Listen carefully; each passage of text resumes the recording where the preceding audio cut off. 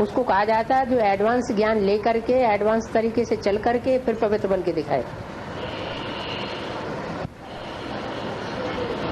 एक आत्मा है सिर्फ नारायण को फॉलो करते हैं और एक आत्मा है नारायण को भी फॉलो नहीं करती, वो अकेले रहती है, तो वो भी तो पवित्रता है। नहीं, किसी को भी फॉलो नहीं करती। किसी को फॉलो नहीं करेगी माने किसी को याद ही नहीं करती।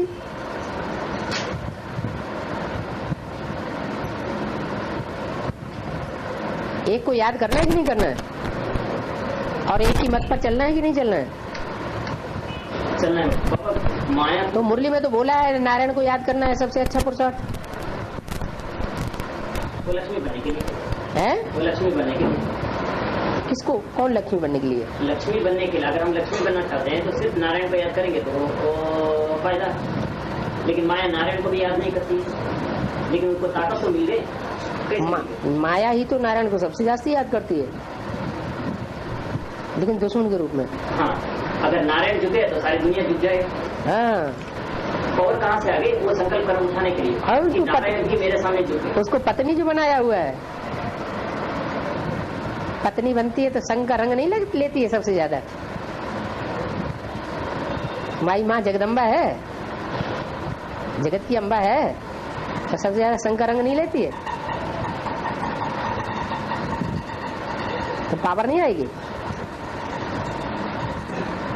अरे सारी दुनिया उनके सामने झुकती है। सारी दुनिया जगदम्बा के सामने झुकेगी या नहीं झुकेगी? झुकेगी। माया के सामने सारी दुनिया झुकना पड़ता है, झुकती नहीं है। राम वाली आत्मा नहीं झुकती है,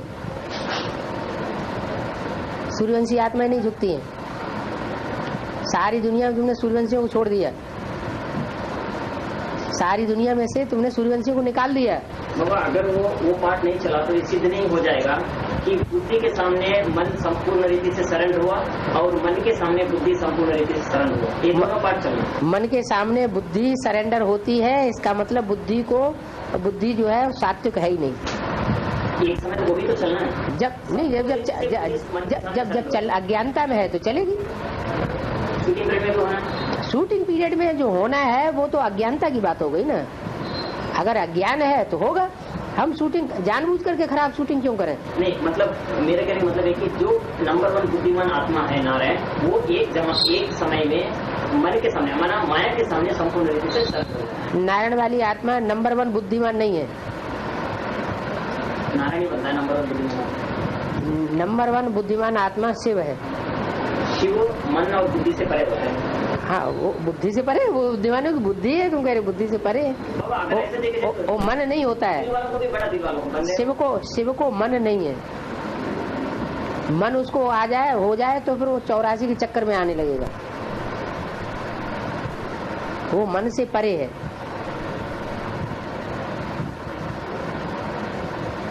वो बुद्धिमानों की बुद्धि है। लक्ष्मी नारायण चित्र में देखें तो मन और बुद्धि से परे रहते हैं शिव। लक्ष्मी नारायण के चित्र में क्या देखा जाए? लक्ष्मी नारायण के चित्र में क्या देखा जाए? मन हुआ लक्ष्मी और बुद्धि हुआ नारायण। मन को लक्ष्मी कैसे कह दिया? क्योंकि ब्रह्म बाबा का ये साक्षात्कार हुआ था। ब्रह्म बाबा को माया को एक्सेप्ट नहीं करेंगे। नहीं, माया का चित्र मन जो है वो लक्ष्मी नहीं है। मन जो है वो ब्रह्मा है। तो इस प्रवृत्ति मार्ग में मन नहीं करेंगे लक्ष्मी। मन जो है मन से मन को तो उन्होंने जीत लिया। मन कैसे कहेंगे? लक्ष्मी नारायण तो मन को जीते हुए हैं, मन को कंट्रोल कर लिया, संकल्पों को जाम कर लिया, इसलिए इसमें प्रसन्न दिखाई पड़ रहे हैं। लक्ष्मी नारायण लक्ष्मी को मन थोड़े ही कहेंगे। प्रवृत्ति मार्ग में पति पत्नी को मन और बुद्धि नहीं कहेंगे। नहीं, तो जो प्रवृत्ति मार्ग, जो सत्युग का प्रवृत्ति मार्ग है, वहाँ मन की बात ही नहीं, मन मर्ज हो जाता है।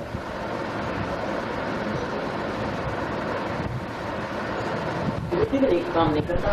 कहाँ बुद्धि मानो बस इतने जितना जरूरत पूर्ति है उतनी बुद्धि काम करती है। ज्यादा फालतू बुद्धि क्यों चलाना?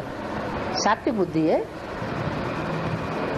बुद्धि अपना बस इतना एकाग्रता का काम करती है कि हम आत्मा है, ये आत्मा है, ये आत्मा है।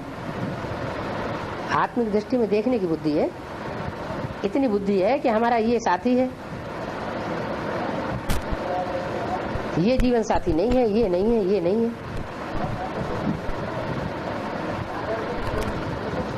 अब भी विचारी बुद्धि है।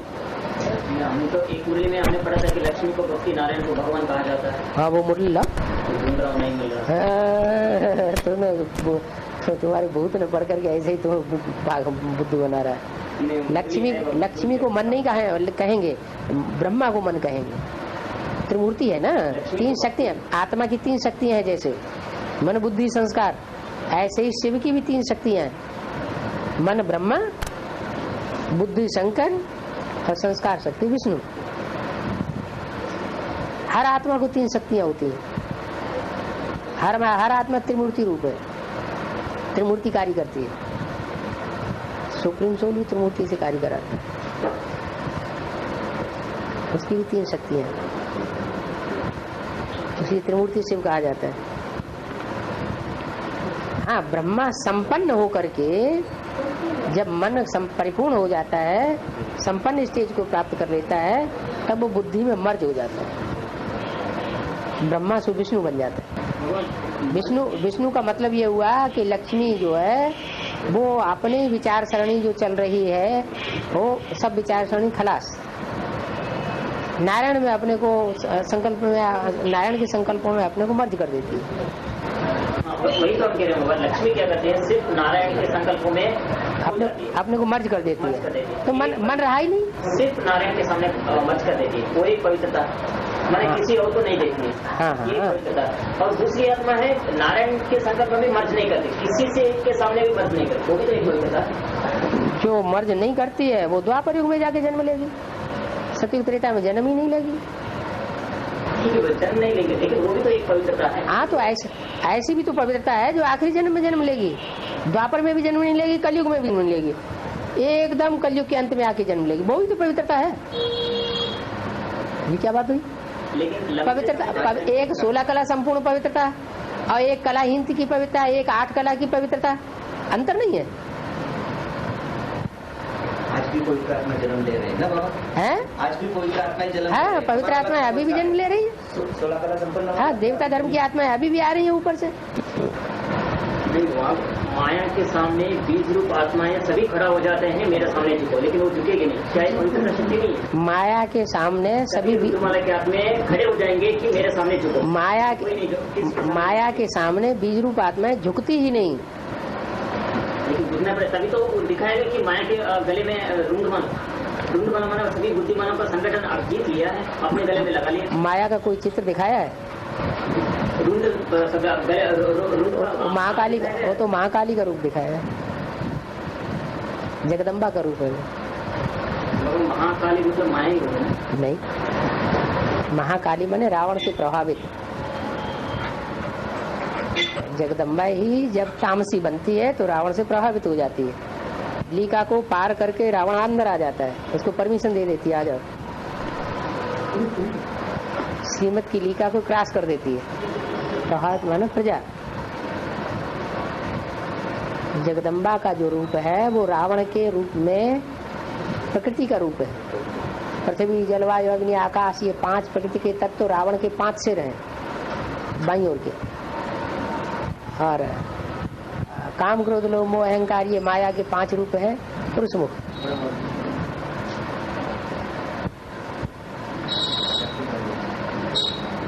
वो भी तामसी बनते हैं तब ये रूप है। द्वापर के आगे में माया भी सात्विक थी। द्वापर की शुरुआत में धर्म को लेकर के कभी झगड़े नहीं होते थे। द्वापर के आदि में गीता में कृष्ण का नाम नहीं था। गीता अनीश्वरवादी रचना थी, बाद में उसमें कृष्ण का नाम जब से डाला गया तब से सृष्टि का पतन ज्यादा हुआ। अभी भी गीता माता की बुद्धि में यही बैठा हुआ है कि गीता का भगवान कृष्ण की सोल है, राम की सोल गीता का भगवान नहीं है। हमारे 2-5 मिनट का जाती वार्तालाप होगा आपस में। तो उनका कहना था, चेकर था कि जो जिस धर्म का है उधर उसको मिलवाना ये भी एक भारी सेवा है। जरूरत में ऐसे ही था। हमने एक विचार रखा था कि सभी आत्माओं को आदि सनातन देवी देवता धर्म में लेके आ जाए, और दूसरा सेवा है जो आत्मा जिस धर्म का है उसी धर्म में ले जाके उसको बिठाना। ये एक सेवा है, इन दोनों में कौन सा सेवा श्रेष्ठ है? हमारा लक्ष्य है स्वर्ग की स्थापना करना, तो तभी हो सकता है सुख की दुनिया की स्थापना करना। हमारा लक्ष्य ये नहीं है कि हम नरक की दुनिया में स्थापना के सहयोगी बने। आर्य समाज कलयुग के लास्ट में आता है। हमारा ये लक्ष्य नहीं है कि हम आर्य समाजी धर्म की स्थापना करें और आर्य समाजियों की स्थापना में यूनिटी बढ़ाएं। हमारा लक्ष्य है कि आर्य समाज में से भी जो श्रेष्ठ आत्मा है उनको चुन करके हम सत्य के आदि में ले जाए। तो वो सभी आत्माएं अपने धर्म को छोड़ के यहाँ आए? हाँ आएंगी, जो श्रेष्ठ आत्माएं होंगी उस धर्म की, वो श्रेष्ठ आत्माएं हम वहाँ से छोड़ करके आ जाएंगे। बाबा ने तो मूल्य में कहा है कि धर्म करे किंतु धर्म ना छोड़े। अगर मैं आर्य समाज का हूँ तो मैं आर्य में ही रहूंगा, आदि सनातन। वो है ही नहीं, वो अपने स्वरूप को भूली हुई है। जो आत्माएं कन्वर्ट होकर के आर्य समाज में चली गई, क्रिश्चियन धर्म में चली गई, इस्लाम धर्म में चली गई, वो इस्लाम धर्म की थी ही नहीं। वो ओरिजिनली थी ही देवी देवता सनातन धर्म की। होंगी तो उनकी पहचान बताई, एक शब्द उनको सुनाएंगे, एक वाक्य सुनाएंगे और खट से कन्वर्ट हो जाएंगे। लेकिन यहाँ तो संगठन में उल्टा हो रहा है। क्या हो रहा है? पहले बाप के पास आएंगे, मनन चिंतन करेंगे, फिर दूसरे संगठन में चले जा रहे हैं। चले जा रहे हैं, उनको जाने दो, उनको खुशी खुशी जाने दो, उनके पीछे क्यों पड़ना। कच्ची आत्मा उनको कन्वर्ट होने दो। एक बार जिसने ज्ञान सुन लिया, समझ लिया, बाप को पहचान लिया, फिर उसके बाद धोखा दे करके जा रही है, इसका मतलब वो कन्वर्ट होने वाली पक्की आत्मा है। जो बाप के धर्म के होंगे वो तो एक बार सुनेंगे और फटाक से कन्वर्ट हो। जो तो हमारे कुल का होगा ओ तो जल्दी कन्वर्ट हो जाएगा, ज्यादा आर्ग्यू नहीं करेगा, उसको बहुत अच्छा लगेगा। हमें अपनी जाति को देखना है, हमें दूसरों की जाति को देखना है। ये फिर स्वार्थी हो गया कि क्या स्वार्थी? अपनी जाति को ही देखना। ये रथ के लिए है, ये जो नई दुनिया के लिए जो धर्म स्थापन हो रहा है वो इस रथ के लिए है। नहीं, ये रथ तो खत्म हो जाएगा, स्वार्थ का आएगा। तुम स्वार्थ का अर्थ नहीं जानते हो। पूरे 500 करोड़ आत्माओं को खुशी मिलना है। 500 करोड़ आत्माओं को खुशी एक जैसी नहीं मिलती है। हाँ वही तो हम कह रहे हैं कि बाबा 500 करोड़ आत्माओं को एक जैसी खुशी नहीं मिलती है, कभी मिलेगी ही नहीं। 4.5 लाख आत्माओं को भी एक जैसी खुशी नहीं मिलती है, कभी मिलेगी ही नहीं। 16,108 आत्माओं को भी एक जैसी खुशी नहीं मिलती है, कभी मिलेगी ही नहीं। ब्रह्मा की 1000 भुजाओं को भी एक जैसी खुशी नहीं मिलती है, कभी मिलेगी नहीं। उनमें भी 2 ग्रुप हैं, लेफ्टिस्ट और राइटिस्ट। 108 आत्माओं को भी एक जैसी खुशी नहीं मिलती है, कभी मिलेगी ही नहीं। 8 आत्माओं को भी एक जैसी खुशी नहीं मिलती। अभी अव्यक्तवाणी में बोला है, जो अष्टदेवों से 2 साल से बात हो रही है, अभी अव्यक्तवाणी में बोला है इस साल नई दुनिया की सौगात तुम बच्चों को दे रहे हैं। नई दुनिया में आना जाना करते हो तो किससे बोला? अष्टदेवों से बोला ना। तो अष्टदेवों में कुछ तो है आने जाने वाले, और कोई तो उनमें कोई ग्रुप तो ऐसा होगा जो आने जाने वाला नहीं है, वो नई दुनिया बना के बैठा है। तो फिर उनको क्यों कोशिश इच्छा पैदा करे उनके मन में कि तुम भी अष्टदेव बन सकते हो? किनको? बन ही नहीं सकता वो आत्मा। उनके सामने जाके तुम्हें पता है कि क्यों कोशिश कर रहे हैं कि तुम भी अष्टदेव में आ सकते हो? तुमको पता है? तुमको पता है कौन बन सकता है कौन नहीं बन सकता है? नहीं। तो सबके लिए श्रेष्ठ संकल्प करो कि सब बने। हम ये श्रेष्ठ संकल्प करना चाहते हैं कि देखो भाई आप किस धर्म के हैं हमें नहीं पता। आपको नहीं पता न किस धर्म के हैं वो पता, ना आपको ये पता है कौन अष्टदेव में आने वाला है। इसलिए सबके लिए, इसके लिए सबके लिए हम ये शुभ भावना करें कि ये भी अष्टदेव में आ जाए, ये भी अष्टदेव में, हम भी अष्टदेव में आ जाए। ये तो भक्त हो गए। नहीं भक्त नहीं, भक्ति की बात नहीं। हर एक के लिए शुभ भावना करना। नहीं 8 है, हर 10 लोगों को विश कर रहे हैं कि आप लोग अष्टदेव में आ जाए। देखो जब MA पास करते हैं, BA पास करते हैं, 5वां पास करते हैं, 8वां पास करते हैं, तो जो अव्वल विद्यार्थी आने वाला एक ही होता है, लेकिन एग्जाम देने वाले कितने होते हैं? सारे होते हैं। तो सबको मौका दो। तो इसलिए बाबा हम ये चाहते हैं कि आप अव्वल नंबर आने के लिए कोशिश मत कीजिए। टीचर कितना सवाल पूछा है तो नेगेटिव संकल्प हो गया दूसरों के लिए, अपने लिए भी नेगेटिव संकल्प है। नहीं ये मैं ये कह रहा था, आप क्लास में अव्वल नंबर मत आइए। आप क्लास में टीचर जितना सवाल पूछा गया है उतना जवाब दे दीजिए बस।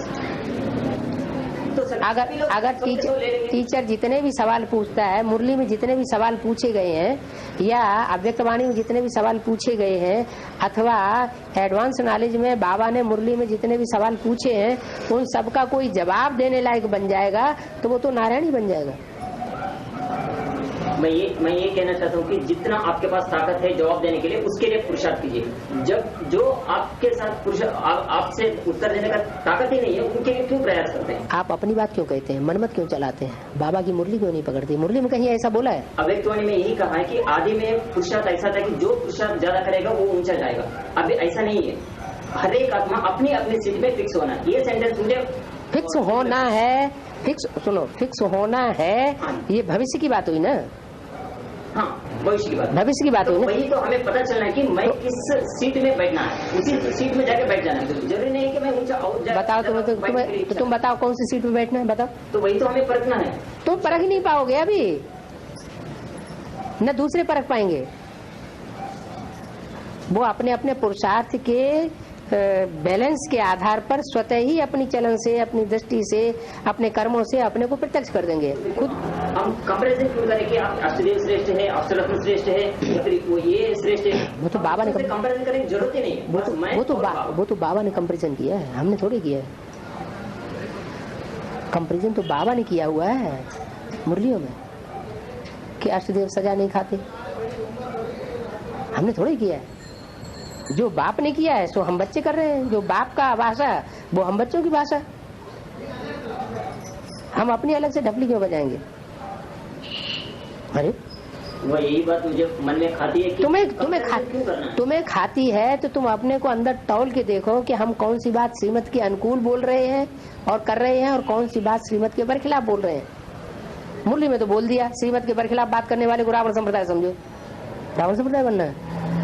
अभी मैं राम संप्रदाय ही हूँ, राम संप्रदाय बनना चाहता हूँ। राम नहीं, अभी हम ब्राह्मण संप्रदाय है, भूल गए। अभी हम न रावण संप्रदाय में है न राम संप्रदाय में, न रावण की पाला में है न राम की पाला में, हम बीच में हैं, संगम युग में। हम ब्राह्मण हैं अभी, न देवता हैं, न देवताई कुल के हैं न राक्षस कुल के हैं। ब्राह्मणों की 9 कुरियां होती हैं, अब पता नहीं कौन सी कुरी में है। कोई न कोई कुरी में जाएंगे लेकिन ब्राह्मण बनेंगे।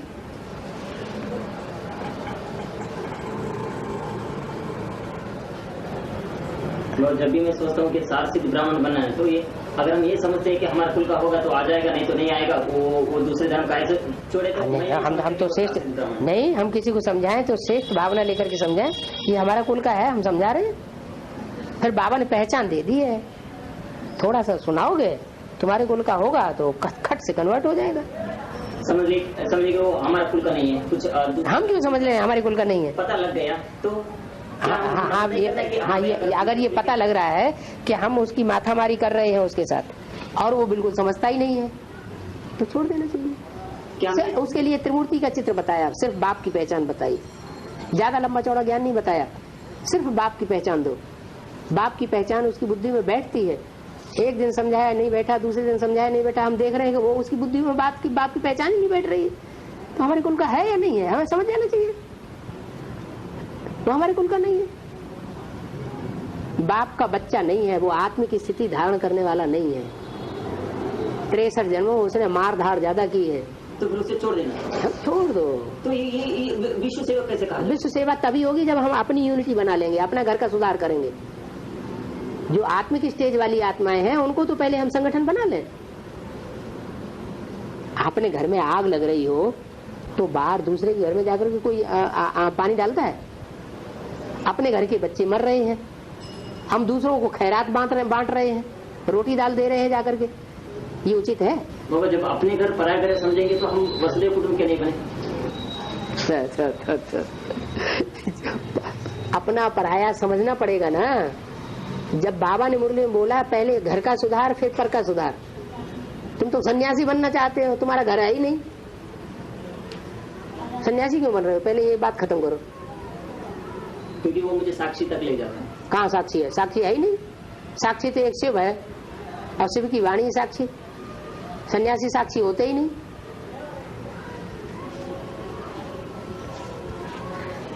सन्यासियों ने तो दुनिया को नीचे गिराया है। जो साक्षी होता है वो नीचे गिराता है दुनिया को, खुद भी नीचे गिरते हैं, सारी दुनिया को भी नीचे गिराते हैं। शिव खुद भी ऊपर जाता है और सब बच्चों को ऊपर ले जाता है। ऊंची स्टेज में ले जाता है। ये तो मालूम है जाएंगे नंबरवार, लेकिन ले सबको जाता है।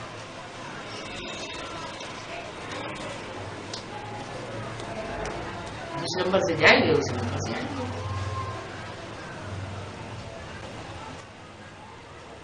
इसलिए हम पहले से किसी के बारे में प्रिय का उपाय मस्तिष्क बना करके न चले कि ये ऐसा ही है। हम पहले सबके लिए शुभ भावना रखें। बस मैं वही यही शुभ भावना रखता हूँ कि देखिए अपने आप को जान लीजिए। जब हम हाँ शुभ भावना रखो, लेकिन रिजल्ट में जब देखने में आ रहा है कि बाप को पहचान ही नहीं रहा है। 1 दिन हो गया, 2 दिन हो गया, 4 दिन हो गया, 10 दिन हो गया, 15 दिन हो गया, सारी जिंदगी हो गया, वो बाप की पहचान उसकी बुद्धि में बैठ ही नहीं रही है। तो हमारा टाइम वेस्ट करना होगा ना। Wastage of time money energy करना जरूरी है। वो बच्चे नहीं रह जाएंगे जो बाप के बच्चे बनने के लिए तरस रहे हैं, वो लेट नहीं हो जाएंगे।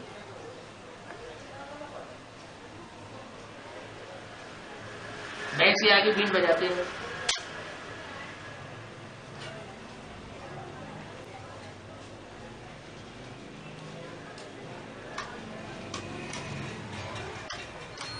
देवता है वो इशारे से समझता है, जो राक्षस है वो तो समझेगा ही नहीं। लेकिन मनुष्य है तो बार बार कहने से समझ जाता है। तो हमें किसको पहले उठाना चाहिए? तो बाबा ने यही कहा कि देवताओं को परिवर्तन करना कोई बड़ी बात नहीं है, क्योंकि थोड़ा सा बताएंगे तो आ जाएंगे, लेकिन राक्षसों को परिवर्तन करना है। पहचान बताई, जो देवता कुल के हैं, देवता है नहीं अभी, देवता कुल की जो आत्मा है वो इशारे में समझ जाएगी। तो उनको परिवर्तन कोई बड़ी बात नहीं है। अभी तो राक्षस है सब। जी बाबा, उनको सब सूत्र, उनको सेवा करना कोई बड़ी बात नहीं है। थोड़ा सा सेवा किया तो हो जाएगा, लेकिन जो राक्षस है उनको परिवर्तन करना, तो उसके लिए तो मेहनत लगेगा, टाइम भी लगेगा और एनर्जी भी स्पेंड करना पड़ेगा। इसका मतलब हमें बाबा की वाणी में वर्खिलाफ बात करनी ही करनी। नहीं, वर्खिलाफ नहीं है। बाबा तो कह रहे हैं पहले घर का सुधार फिर पर का सुधार।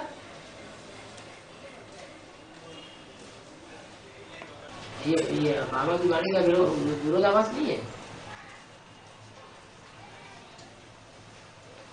बाबा घर के 2 लेवल हो गया। एक तो हमारा लौकिक घर हुआ, तो लौकिक घरों को मैसेज दिया, वो तुम्हारे शरीर का घर है। और दूसरा आत्मा की बात नहीं कर रहे। अभी दूसरा हो गया, अभी एडवांस में तुम तो अपने पूर्व जन्म में क्यों जी रहे हो? पहले तुम ब्राह्मण बनो, वो हो गया, अभी एडवांस में आ गए। तो लौकिक की तो बात ही खत्म कर दो। ठीक है बाबा, अगर एडवांस में आ गए तो परिवार में जो पुराने आत्मे छोड़ के चले गए तो उन्हीं के पास तो गया हूँ कि वापस आ जाए करके। जो परिवार को छोड़ करके चले गए, हाँ, जो परिवार को छोड़ करके चले गए वो स्वतः ही वापस आएंगे, उनकी चिंता नहीं है। तो फिर हम किसको सुधार करें? जो आदि में थे वो तो स्वतः ही आ जाएंगे। तो फिर हम किसको बताएं? बस जो नहीं आए हैं उनको सुनो, जो अभी तक आए ही नहीं है उनका कल्याण करो।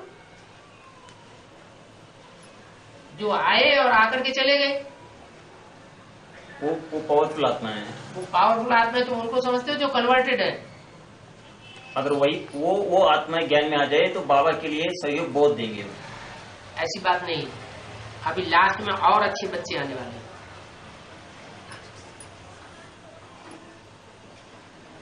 अंत तक मार्जिन रहेगी श्रेष्ठ आत्माओं के आने की।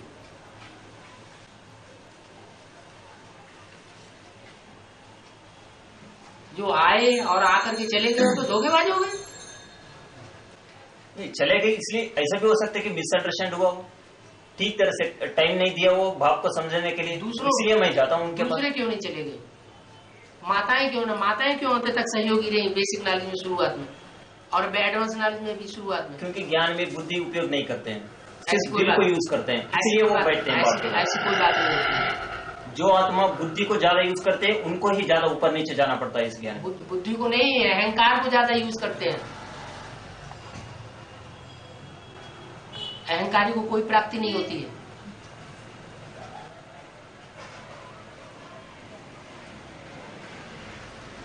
वो नास्तिक बच्चा पसंद भी नहीं करेगा कि मैं बाप से वर्षा लूं, क्योंकि उसका गुण ही ऐसा है। अहंकारी आत्मा, नास्तिक धर्म की आत्मा वो तो 100% अहंकारी हो गए। वो इसलिए होते हैं, लेकिन आर्य समाजियों में आधा अहंकार होता है, 50% अहंकार होता है। इसलिए वो 50% प्राप्ति करते हैं। वो बाप को मानते हैं लेकिन देवताओं को मानते ही नहीं, निराकार को मानते हैं, साकार को मानते ही नहीं। जी बाबा, अगर कोई आत्मा पुरुषार्थ करके ये कहे कि मैं बाप से वर्षा नहीं लेना चाहता, मैं बाप से शक्ति लेके मैं क्यों वर्षा पाना चाहता हूँ, आत्मा ये क्यों कहे, ये श्रेष्ठता है कि मैं बाप से वर्षा नहीं लेना चाहता, मैं दूतों से वर्षा लेना चाहता हूँ। नहीं, मैं खुद अपने पैर पे खड़ा होकर वर्षा लेना चाहता हूँ। हिटलर ने ट्राई किया, क्या फेल हो गया। हिटलर ने इच्छा रखा कि अपनी इच्छा से जापान और जर्मनी मिलके भारत पूरी विश्व को कंट्रोल करे। कंट्रोल करके इच्छा क्या है, फिर स्वर्ग स्थापन करें, लेकिन स्थापना नहीं कर पाए, हार गए। लेकिन इच्छा तो रखी कि मैं अपने पैर पे खड़ा होके करके दिखाऊं, तो उसमें गलती क्या है? अहंकार, अहंकार ही। बाप से जो शक्ति मिला है उस शक्ति को लेके स्थापन करना चाहता है, उसमें गलती क्या है? बाप से कहाँ शक्ति मिली? बाप से शक्ति मिली होती तो पास में हो जाता है। आधा पढ़ाई पे पढ़ा, रावण से शक्ति मिली, रावण का वर्षा लिया उसने, तो सारी दुनिया की हिंसा करवा दी। बाप तो हिंसा सिखाता ही नहीं।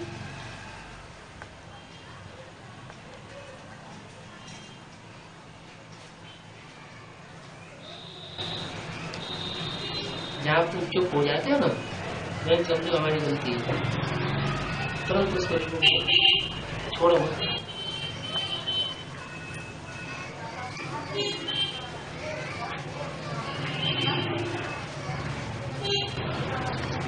हिटलर, नेपोलियन ने रावण का वर्षा लिया है, राम को तो वर्षा ही नहीं लिया। बाबा, मैं राम को बहुत पसंद करता हूँ, लेकिन राम से शक्ति क्या लेना चाहता हूँ? पसंद करने से फायदा क्या है जब फॉलो नहीं किया? वही तो बाबा, राम को फॉलो करके क्या करना चाहता हूँ? हिटलर ने अपने पैरों पे खड़ा होकर स्वर्ग स्थापन करने के पैर थे ही नहीं, रावण के पैर थे। वो किसी को फॉलो नहीं किया, उसने रावण को फॉलो किया, हिंसा को फॉलो किया। हिंसा रावण का काम है, अहिंसक बनाना बाप का काम है। अहिंसक होते हैं देवताएं, हिंसक होते हैं राक्षस, रावण जैसे। तो फिर अमृत निकालने के लिए देवताएं दानों का मदद क्यों लिया? क्या खुद अमृत निकाल सकते थे? नहीं, उन्होंने कहा थोड़ा ही हो, तो दोनों साथ साथ में लगे, दोनों को ये बताया गया कि करो। जैसे कौरवों को भी कहा तुम गीता ज्ञान सुनो, वो पांडवों को भी सुना, वो नहीं सुन सके, नहीं धारण कर सके। अमृत निकालने के लिए देवताएं कितने मेहनत की, उतना ही मेहनत दानव भी किए थे। किया, लेकिन उन्होंने मुंह पकड़ा, उन्होंने सर्प का मुंह पकड़ा। बाबा कोई तो सुनो जी, उन्होंने पकड़ा सर्प का मुंह और उन्होंने पकड़ी पूंछ, माने उन्होंने भगवान को फॉलो किया। और उन्होंने तुमने ऐसा क्यों कहा, ऐसा क्यों कहा भगवान ने, ऐसे क्यों कही, ऐसा नहीं होना चाहिए, वैसा नहीं होना चाहिए, अपनी बुद्धि ज्यादा चलाई। विष्णु बनना अच्छा है या रावण बनना अच्छा है, अनेक सर बनना अच्छा है, या विष्णु की तरह भुजाएं बनना अच्छा है? भुजा माने सहयोगी। सही है, यही बात मुझे अटकती है। जब बाप की दिल तख्त पर बैठते हैं तो बाप सपूत बच्चा खा जाता है, बाप के सपूत बच्चा हो जाता है। अगर वैसी तरह से बाप की दिमाग पर बैठ जाए तो उसको भस्मासुर कहा जाता है। क्यों? वही बुद्धि हो गई उल्टी। बाप के दिमाग में बैठना माने बाप की बुद्धि को कंट्रोल कर लेना। तो बाप बुद्धि हो गया? नहीं, बाप मन बुद्धि से परे नहीं हुआ। बुद्धि को जो कंट्रोल करना चाहता है वो है माया, रावण। तो इससे सिद्ध हो जाता है कि शिव बुद्धि है, ना कि शिव मन बुद्धि से परे है। शिव मन से परे, बुद्धि से परे नहीं है। बुद्धिमानों की बुद्धि है बाबा। जब बुद्धिमानों को बुद्धि कहा जाता है तो दिल वालों को भी बड़ा दिल वाला है वो। हाँ, दिल वाले बच्चों को पसंद करता है। जब साकार में आता है तो बड़ा दिल वाला है और बड़ा दिमाग वाला भी। तो बड़ा दिल वाला बने। वही तो हमें सवाल उठता है कि क्यों ना बने, क्यों बड़ा दिमाग वाला बने? दिल वाला बने ठीक है, दिमाग वाला क्यों ना बने? तो काहे लिए बुद्धि चलाते? जैसे मुरली में बोला वैसे चलते जाओ, क्यों कुछ बढ़ा रहे? वही तो बाबा, मुरली पढ़ने के बाद ही मुझे ताकत मिलता है कि मैं अपनी बुद्धि को क्यों ना बढ़ाऊं। अरे कभी क्यों दिल वाला बनूं? कभी कहते हो दिल को बढ़ाऊं, कभी कहते हो बुद्धि को बढ़ाऊं। दिल वाला बात के दिल वाला। जब साक्षी में बैठता हूं तो दो दिखाई पड़ता मुझे, मुरली को पढ़ने के बाद मैं दिल वाला भी बन सकता हूँ, दिमाग वाला भी बन सकता हूँ, लेकिन दिल वाला बनता हूँ तो बाप का सपूत बच्चा हो गया, अगर दिमाग वाला बनता हूँ तो भस्मासुर हो गया मैं। ये क्या हो गया? तो क्यों बुद्धि चलाना, जब बाप डायरेक्शन देने वाला आया हुआ। ताकत कहाँ से मिला मुझे? अगर मैं बुद्धि को बढ़ाना चाहता हूँ तो ताकत कहाँ से मिली? मुरली से तो मिला मुझे। मुरली से ताकत नहीं मिलती है, याद करने से ताकत मिलती है। मुरली तो ज्ञान जल है, जल पीने से ताकत नहीं आती है। मुरली रास्ता तो दिखाता है कि कैसे याद करना है। रास्ता दिखाती है, उसमें चलेंगे तभी तो ताकत आएगी असली। अपनी अकल चलाएंगे तो असली ताकत आएगी। बाबा अपनी अकल ज्ञान में चलाने के लिए ताकत तो चाहिए, वही तो मुरली पढ़ने धारणा करने से तो मिलती है। भस्मासुर को उतना ताकत कहाँ से मिला? चलाने के लिए ताकत मिलती है और रावण की ताकत मिलती है। ये बाबा एक ऐसा लग रहा है कि मुरली को सर्वतोपरि समझते हुए मुरली के अनुसार चलना भी नहीं, मैं ऐसा नहीं कह रहा हूँ। नहीं ऐसे ही नहीं, मैं ये कह रहा हूँ मुरली को पढ़ेंगे तो मुझे ये दिखाई पड़ता है कि रघुनाथ भाई तुम चाहे तो दिल वाला भी बन सकते हो मुरली द्वारा, माना मुरली द्वारा जो बाप मिलता है उस बाप द्वारा दिल वाला भी बन सकते हो, दिमाग वाला बन सकते हो। दिल वाला बनोगे तो लोग तुम्हें तारीफ करेंगे, दिमाग वाला बनोगे तो तुम ऊंचे जाओगे लेकिन लोग तुम्हें ताना मारेंगे, तुम्हें तारीफ नहीं करेंगे क्योंकि तुम भस्मासुर बन जाओगे। लोग पसंद नहीं बनना है, बाप पसंद नहीं बनना है, अथवा पसंद नहीं बनना है। शिव के पसंद बनेंगे तो दिल वाला बने भी तो रुको बाप ने डायरेक्शन दिया है। लोग पसंद भी बनना है, बाप पसंद भी बनना है, और अपनी आत्मा को जो पसंद हो वो भी बनना है। तीनों में पास होंगे तो बाप को प्रिय। जैसे नारायण की शास्त्रों में कहीं भी कोई ग्लानि नहीं, इसका मतलब वो लोग पसंद बना। आत्मा को तो पसंद है ही है कि नर से नारायण बनो, और बाप को भी पसंद है वो बच्चा, क्योंकि बाप उसमें प्रवेश करता है, क्योंकि वो नंबर 1 दिमाग बना, इसलिए वो सभी के लिए प्रिय बना। स्वयं में दिमाग होता ही नहीं, और लास्ट जन्म में आके बुद्धू बन जाता है। तो बुद्धू न होने तो 2-2, 4-4 बार क्लासेस में खेलना होता रहे।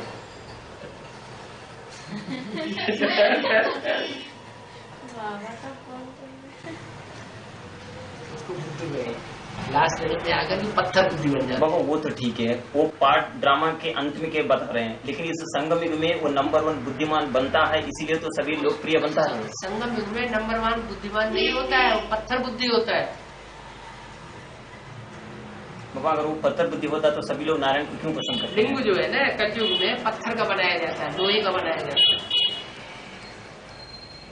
आदि में शुरुआत में हीरे का बनता था, उस समय फिर भी सात्विक था। फिर स्वर्णलिंग बना, सोने का बन गया। फिर रजत लिंग बना, चांदी का बन गया और खाद पड़ गई। फिर कापर बना, ताम्रलिंग बना। अभी ताम्रलिंग भी नहीं बनाता कोई, स्वर्णलिंग भी नहीं बनाता, तो बस लोहा ही लोहा, पत्थर ही पत्थर, और मिट्टी इकट्ठी करके बना देते हैं। देवयान की मिट्टी इकट्ठी की, शिवलिंग की पूजा की, और ये बात जब बनाते हैं, शाम को बिगाड़ देते हैं। जब हीरे का लिंग बनाया हुआ है उस समय उस आत्मा को कहेंगे कि नंबर 1 बुद्धिमान आत्मा। जब हीरे का लिंग बनाया ना, हाँ। तो उस समय वो देव आत्मा से वो आत्मा आकर के पुजारी बन जाती है, क्योंकि हीरा स्वयं भी पत्थर होता है। अभी नारायण आत्मा को नंबर 1 बुद्धिमान आत्मा कह सकते हैं या नहीं? उसमें जब शिव प्रवेश है, जब उसमें हीरा है। बाबा जब वो खुद नारायण बन जाता है तो शिव वहाँ प्रवेश होने की दरकार क्या है?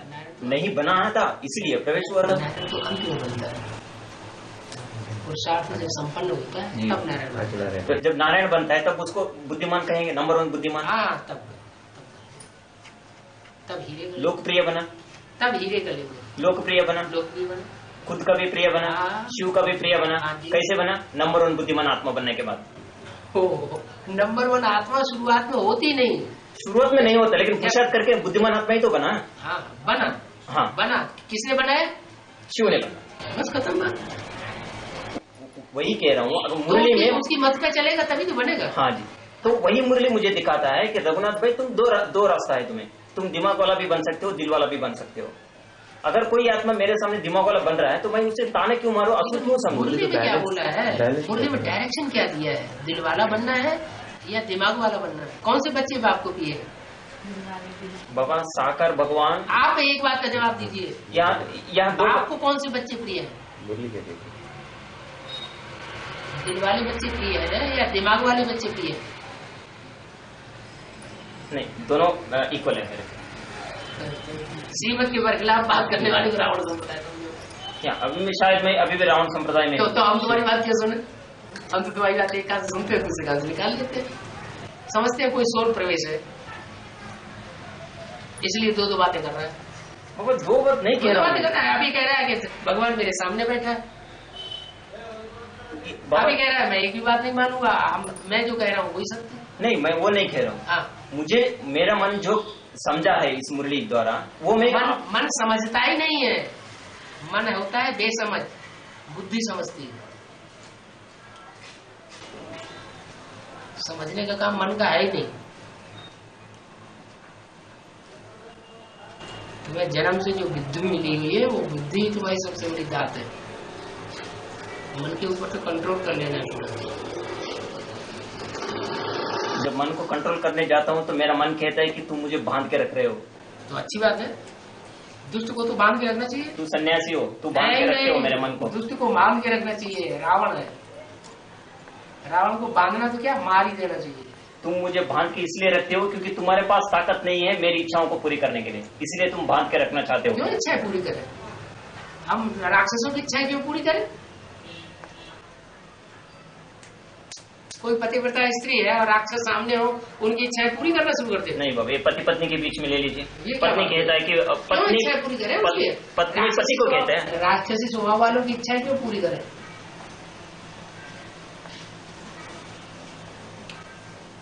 सीता ने एक गलती कर दी,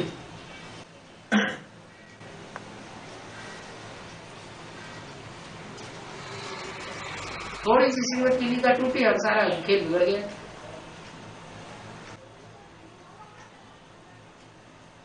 इस बात में बुद्धि को क्यों दोष नहीं देते कि सीता को कंट्रोल क्यों नहीं रखा? सीता को क्यों दोष देना है कि सीता ने श्रीमत के वर के खिलाफ चले गए? स्वतंत्र रहो। अरे आप बांध के रखना था सीता को। स्वतंत्र रहो और स्वतंत्र रहने दो। आत्मा आत्मा, भाई भाई। वही तो मैं कहने जाता हूँ। जब मैं योग में बैठता हूँ तो मेरा मन मुझे कहता है कि तुम मुझे बांध के रख रहे हो।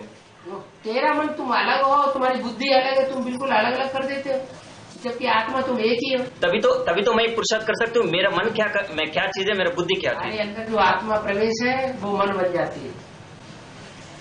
एक्चुअली तुम आत्मा बुद्धि हो।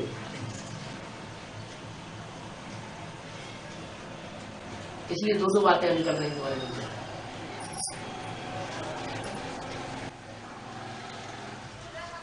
अब बताइए बाबू कि अगर कोई सोल प्रवेश है तो उस सोल को बाहर कैसे भेजें?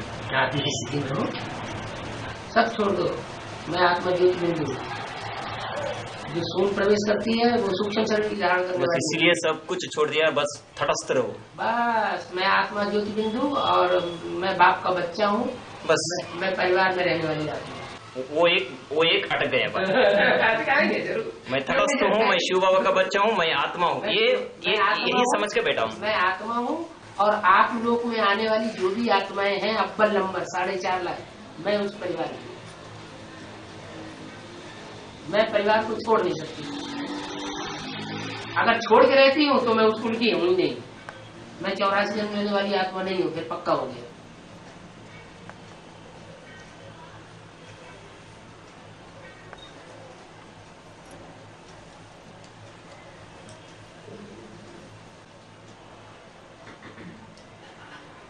मन में थोड़ा सा बैठ जाता है कि रघुनाथ भाई तू निस्वार्थी नहीं है, तू स्वार्थी है। क्यों? तू स्वर्ग में जाना चाहता है, तू 4.5 लाख में आना चाहता है, इसलिए पुरुषार्थ कर रहे हो। और स्वार्थी का अर्थ ही नहीं समझ रहे। जो रथ के लिए किया जाता है वो होता है स्वार्थी। जो अपने शरीर रूपी रथ के लिए करता है वो स्वार्थी। अगले जन्म में मुझे एक अच्छा रथ, अगले जन्म ये रथ होगा ही नहीं। ये रथ नहीं होगा। अगले जन्म में मुझे अच्छा रथ मिलेगा, उसके लिए मुझे पुरुषार्थ करना। क्या ये स्वार्थ नहीं है? ये रथ के लिए है ही नहीं। ये रथ के लिए नहीं, लेकिन आगे जो मिलना है उस रथ के लिए तो मैं कर रहा हूँ। उसको स्वार्थ नहीं कहे, वो तुम्हारा स्वार्थ नहीं है। वो परमात्मा ने जो दुनिया बनाई है उसका रथ हो गया, ईश्वरीय दुनिया का रथ हो गया। वो तुम्हारा रथ नहीं है। तुम्हारा रथ तो ये है, इसको कहेंगे स्वार्थ। मैं नहीं कह रहा। इस जन्म के लिए प्राप्ति करना वो है स्वार्थ। इस शरीर के लिए, इसी जन्म में इसी शरीर के लिए जो प्राप्ति हो वो स्वार्थ है। ठीक है, अगर हम ये समझे कि दूसरे जन्म में जो रथ, अच्छा रथ मिलता है उसके लिए पुरुषार्थ करना वो स्वार्थ नहीं है। वो रथ तुम्हारा नहीं है। ठीक है, अभी दूसरा है किसी भी इच्छा को ना रखे मन में। किसी भी इच्छा को क्यों न रखे? बाप ने जो इच्छाएं बताई वो इच्छा करें। बाप ने बताया नर से नारायण बनना है, अच्छी बात है। मनुष्य से देवता बनना है, अच्छी बात है।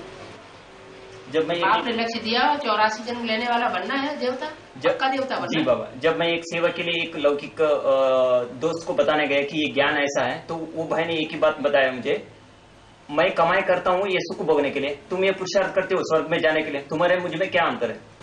अंतर यह है कि तुम स्वार्थ के लिए कर रहे हो, हम इस रथ के लिए नहीं कर रहे हैं। दूसरा रथ मिलेगा उसमें जाके आराम से रहो। दूसरा रथ हमारा रथ है ही नहीं, हमारा रथ तो ये है। वो समझता ही नहीं है वो भाई परमार्थ क्या होता है और स्वार्थ क्या होता है। परमात्मा ये समझाऊं कि जो श्रेष्ठ रथ है उसके लिए काम करना है। मुझे ये इच्छा नहीं रखना कि मुझे अच्छा रथ मिलेगा उसमें मैं सुख से रहूंगा। पता चल गया ना श्रेष्ठ रथ कौन है? हाँ जी, श्रेष्ठ रथ जो है वो ही नारायण। जब मैं उस रथ के लिए, वो रथ के बारे में जान करके संगठन में बैठता हूँ तो मेरी बातें उनकी बातें बिल्कुल नहीं मिलती। बिल्कुल नहीं मिलती। ठीक है, दोनों का अलग अलग। तो इसका मतलब है जो भी कार्य तुम्हारे अंदर, जो आत्मा जो नेगेटिव संकल्प ला रही है वो तुम्हारा दुश्मन है।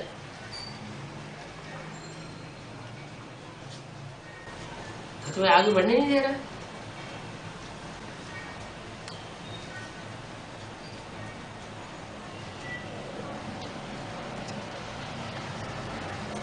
नेगेटिविटी अच्छी चीज नहीं है, पॉजिटिव रहना अच्छी चीज है।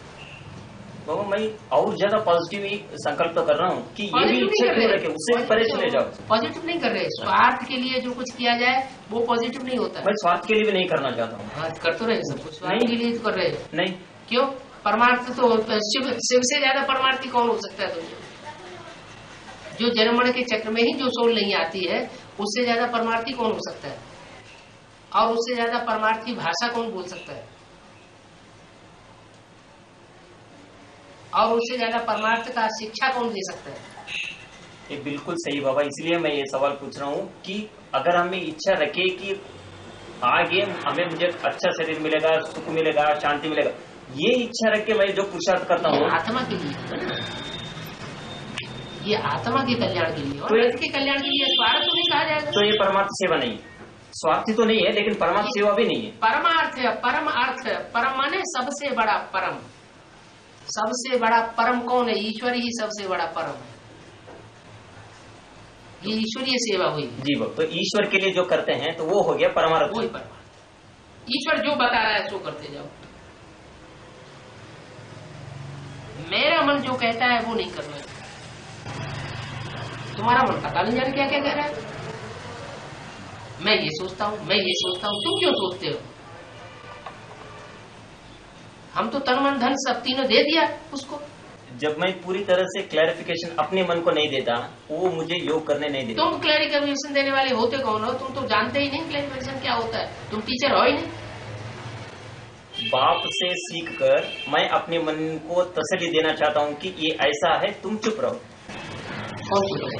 मेरा मन बीच में ये संकल्प ना करे कि चुप करो।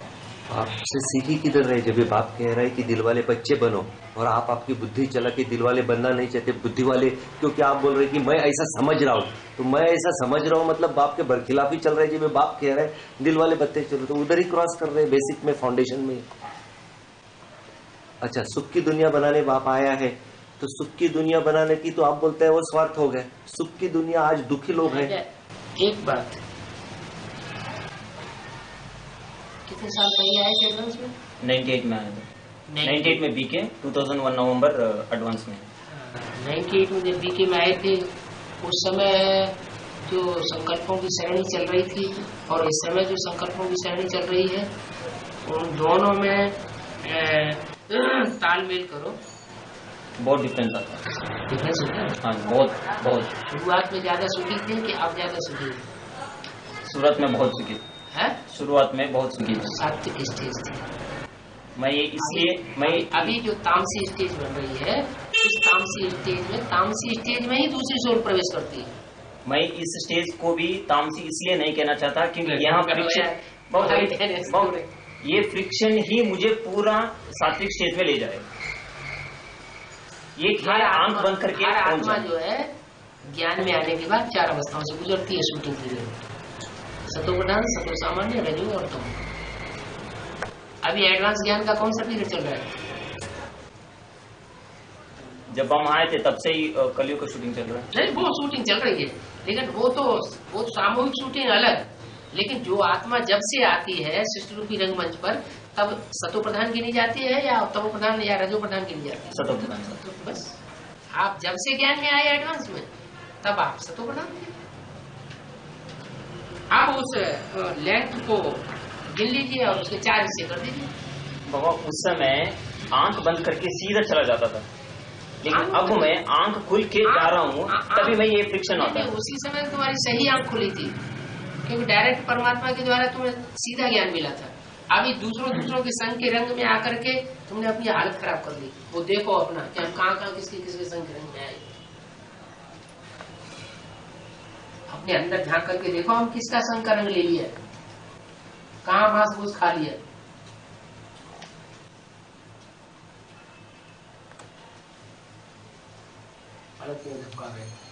नहीं बाबा, जब सार सिद्ध ब्राह्मण बनना है तो ये सभी मेहनत तो करना पड़ता है। मेहनत करना पड़ेगी, असली मेहनत तो कुछ आत्मा होती है जो लंबे समय तक अपनी सात्विकता को बरकरार, वो है योग बल की पावर। और कुछ आत्माएं हैं संग दोष में आकर के और झट से अपनी पावर नष्ट कर देती है। द्वापर युग शुरू होता है, इब्राहिम ऊपर से आता है और सबसे ज्यादा तमो प्रधान आत्मा उस समय कौन सी होती है? किसमें प्रवेश करता है? किसमें प्रवेश करता है? इस्लाम धर्म। इस्लाम धर्म की आधार मूर्त में प्रवेश कर जाता है। वो इतना नीचे क्यों गिर गया? राम वाली आत्मा उसमें क्यों नहीं प्रवेश कर जाता? वो बाप का बड़ा बच्चा है। बड़ा बच्चा भी बना कैसे? ज्ञान को ज्यों का त्यों धारण किया तभी तो बड़ा बच्चा बनता है। क्यों? ज्ञान को धारण करें, अज्ञान को धारण न करें, ज्ञान को धारण करें। ज्ञान में अगर मन मत मिक्स कर दी और जिनका संग का रंग लिया उनकी मनुष्य मत मिक्स कर दी तो ज्ञान अज्ञान हो जाता है। सत्य को स्थापन करने के लिए सबसे ज्यादा राम को मदद कौन करता है? इस्लाम धर्म की आत्मा ही मदद करता है। नहीं सही नहीं, सबसे ज्यादा उसको मदद करने वाली आत्मा उसकी जीवन संगिनी बनती है। तो सिद्ध नहीं होगा कि ये बड़ा बच्चा है, तो नहीं, किस आधार से बड़ा बच्चा होगा? सबसे ज्यादा उसको सहयोग करने वाली आत्मा जो है वो लक्ष्मी बनती है। वो तो भावना वाले ग्रुप में हो गए, बुद्धिमान ग्रुप में हो जाए, किसी भी ग्रुप में हो जाए, वो सबसे जास्ती सहयोग करने वाली साबित हो जाती है।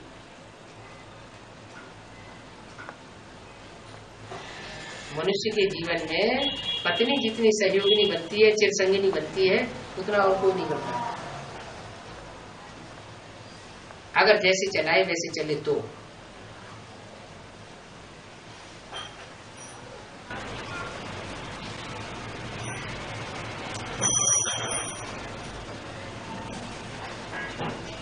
कहते हैं ना, प्यार से पत्थर भी पिघलता है।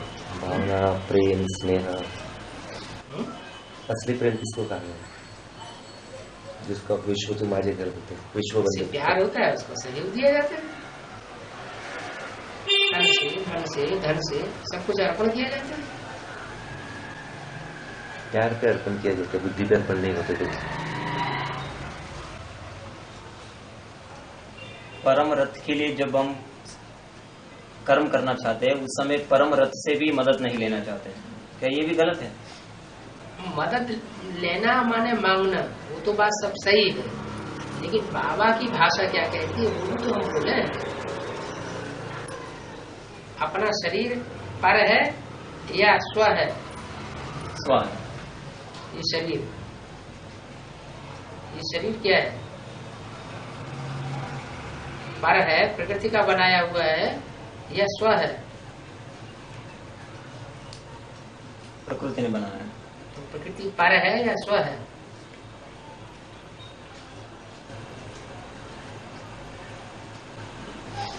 जो प्रकृति की रचना है वो पर है या स्व है? पर है। पर है। हमारा शरीर ही हमारा अपना नहीं है। जिसको हम स्व समझते होना चाहिए उसको हम पर समझ बैठे। शरीर को हम समझ बैठे हमारा अपना है, स्व है, और जो अपना बाप है उसको हम पर समझ बैठे। गड़बड़ी करें, ये सारी गड़बड़ी होगी। अब बाप से भी सहयोग नहीं लेना चाहते। अरे बाप का बच्चा बाप से वर्षा नहीं लेगा तो किससे लेगा? जिससे भी लेगा वो उसका बाप हो जाएगा। किसी बाबा जब हमने संकल्प किया कि परम रथ से भी मदद नहीं लेना, मतलब कोई भी मनुष्यात्मा से मदद नहीं लेना है। अरे भगवान की मदद के बिना तो हम कुछ भी नहीं बन सकते। राक्षस भी राक्षसों के बीच में ऊंच पद नहीं पा सकते।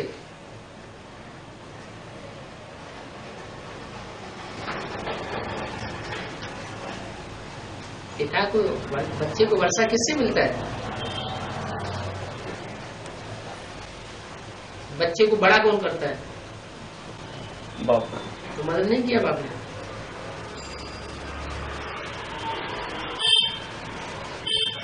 बिना माँ बाप की मदद के बच्चा बड़ा हो जाता है। वही तो कह रहे हो, मदद माना बड़ा होने के लिए जो बाप ने मदद किया वो काफी है। बाद में ये अभी तुम अपने को बालिग समझते हो, अपने को समझदार समझते हो। जो ज्ञान मिला है उसी शक्ति को यूज करके सभी विधर्मियों को बाप के सामने लेके अभी भी सारी सेवा हमारे द्वारा जो करा रहा है वो बाप दादा करा रहा है। हम नहीं कर रहे हैं, हमारी बुद्धि अकल नहीं है, हमारी तामसी बुद्धि है। हाँ, सिर्फ प्रस्तुत हो जाते हैं, जो हिम्मत करते हैं वो बस हमारी अपनी चीज है। हिम्मत हमने की, मदद बाप कर रहा है। अब वो हिम्मत अच्छे के लिए कर रहे हैं या बुरे के लिए कर रहे हैं वो दीगर बात है। हम राक्षसों की मदद करने जा रहे हैं या देवताओं की मदद करने जा रहे हैं वो दीगर बात है। वो हमारे कर्म बन जाएगा।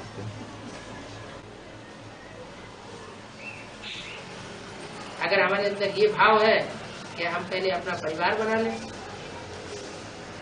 तो बाप को सपोर्ट कर रहे हैं।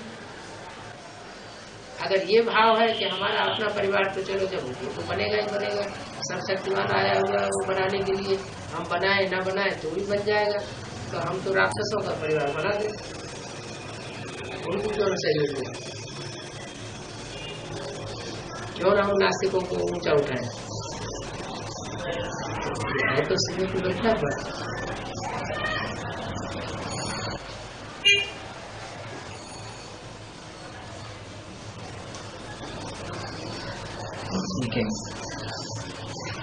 ये बात छोड़ दो, हम बाप की भी मदद नहीं लेना चाहते। बाप की मदद के बगैर तो हम कुछ बन ही नहीं सकेंगे। असुरों की मदद लेंगे तो फिर हम और नीचे करेंगे। मदद तो नीचे गिराते ही है। अभी हम बच्चे हैं बाप के, हम बालिग नहीं हो गए, सगीर नहीं हो गए।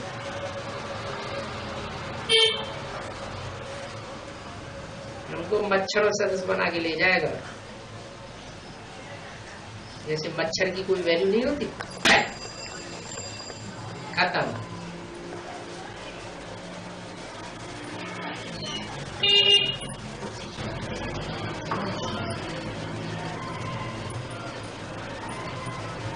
बस हम आत्मा है, बाप के बच्चे जैसे चलाए तो माया मालूम तो ज्यादा पावरफुल हो जाती है। बताइए। हाँ बताओ क्यों पावरफुल हो जाती है? क्योंकि वो सबसे पहले रचना है। सबसे पहली रचना है। नहीं, वो रचना तब बनती है जब पहले सरेंडर होती है।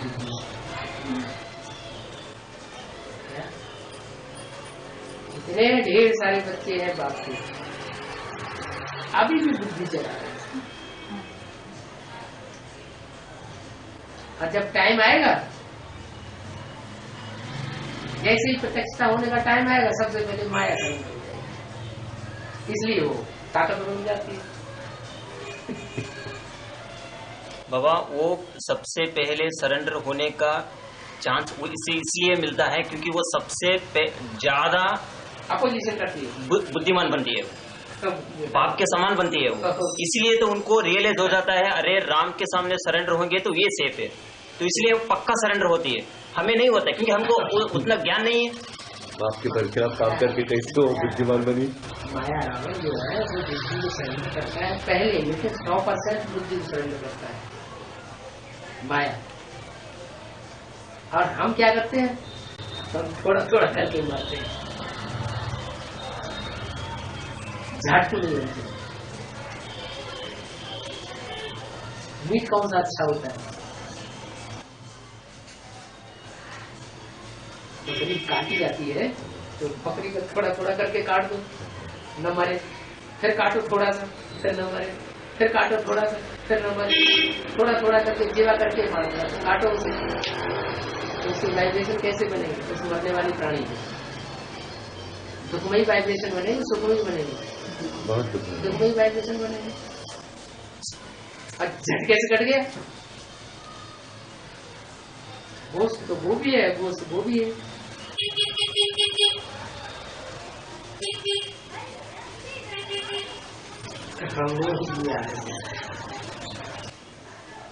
ठीक है बाबा, लास्ट क्वेश्चन है। दो आत्माएं हैं, एक आत्मा है अपनी मन की सारी इच्छाओं को पूरी करके पतित बन चुका है। अपनी दो आत्माएं, कृष्ण की बात करो, बोल के बोल दो। नहीं रामकृष्ण एक ग्रुप में आ जाते हैं और दूसरा हम लोग आ जाते हैं। राम कुमार लोग, कुमार लोग, रामकृष्ण की आत्माएं अपने मन की इच्छाएं की सारी पूरी करके पतित बन गए, फिर बाद में जब शिव आ गया तो सरेंडर हो गए, तो पूरी वैराग्य आ गया। लेकिन हमारी मन, ये तुमने गलत बोला। रामकृष्ण की आत्मा में दो कैटेगरी, कृष्ण की आत्मा सारे जीवन में अपनी सारी इच्छाएं पूर्ति करके तब ज्ञान में आती है। राम की आत्मा सारी इच्छाएं पूर्ति नहीं कर पाती है, तब वो अपनी बुद्धि को सरेंडर करती है ज्ञान को। तो ऐसे न समझो कि हम अलग कैटेगरी के हैं, तुम्हारी ही कैटेगरी की राम की आत्मा होती है।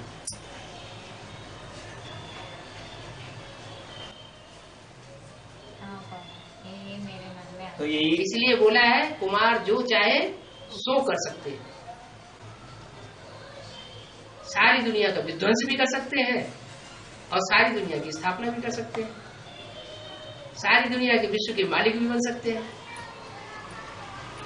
कुमार जो चाहे सो कर सकते हैं, तो ऐसा कौन सा कुमार है?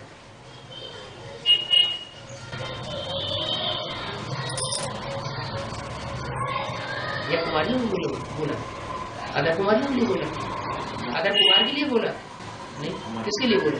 कुमार कोई कुमारी होगा ना विश्व का मालिक बनने वाला।